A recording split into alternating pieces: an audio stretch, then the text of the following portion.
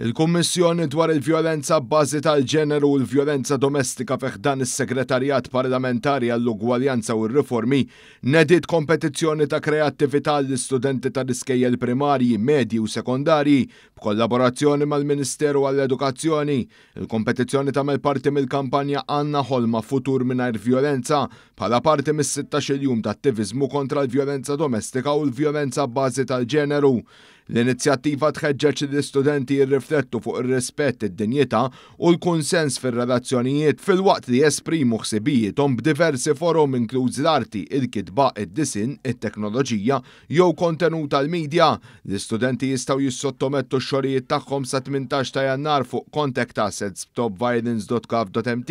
Waqt it-tnedija fl-Iskola Medja tal-Kullett San Nikola fir-Rabat, is-Segretarju Parlamentari Rebecca Buttigieg enfasizzat li din mhijiex biss kompetizzjoni iżda mezz biex timbena kultura ta' tolleranza zero lejn il-vjolenza domestika. Bħala parti mill-inizjattiva tqassam teddybear simboliku fil-klassijiet tal-PSD u fil-kmamar tal-counseling bħala tfakkira tal-importanza tas-sigurtà u l-wens fit-tfulija.